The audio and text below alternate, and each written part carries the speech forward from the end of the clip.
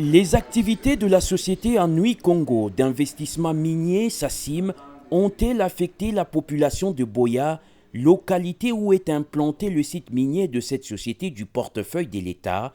Dans un mémorandum adressé au coordonnateur de la SACIM, la population locale affirme vivre dans un environnement malsain suite au rejet minier que la société déverse sur la voie publique.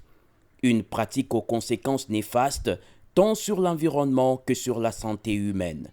Très préoccupé par cette dénonciation, le député provincial d'Adi Kangoudia a personnellement porté ce mémorandum aux responsables de la SACIM. Didier Massela, acteur de la société civile, revient sur les recommandations. Nous tenons à rappeler à notre société que la voie publique n'est pas un endroit approprié pour y abandonner les rejets miniers. Ces déchets mal gérés nous rendent la vie difficile.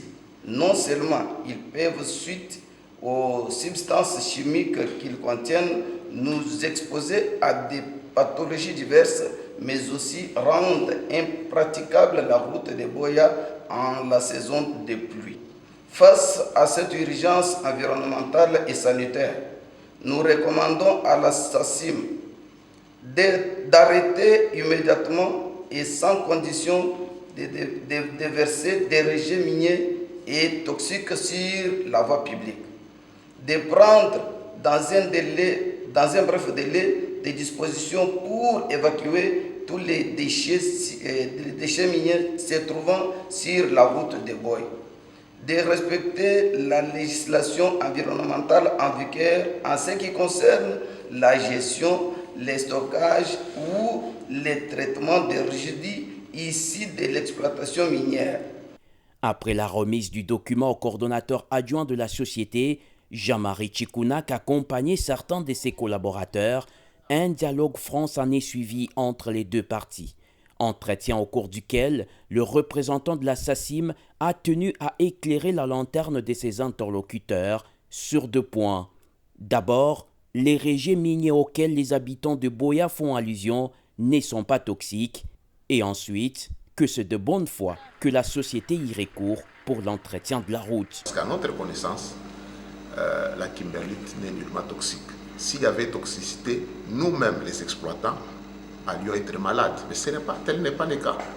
L'exploitation minière a toujours généré beaucoup de rejets et ces rejets servent comme matériaux de construction. C'est à ce titre que la SACIM de bonne foi, de temps à autre, pour aménager la route Bujima-Ichibwe ou plutôt les tronçons les plus proches, celui de Boya, a toujours recouru à ces rejets. Mais malheureusement, la SACIM est incompris. Mais nous allons voir, il y a toujours moyen de sélectionner de bons matériaux dans nos rejets. Il y a toujours moyen de faire une sélection des matériaux qui contiennent suffisamment de grains et peut-être les mélanger avec de la terre, un peu de terre rouge pour créer une certaine plasticité, une certaine cohésion et recharger les routes. Et je pense que cela va contenter toute la population. Cet échange entre le représentant des habitants de Boya et la SACIM, facilité par le député provincial d'Adi Kangoudia, a permis aux deux parties de baliser le chemin pour des contacts réguliers en rapport avec le cahier de charges de cette société sino-congolaise qui exploite le diamant au territoire de Miabi.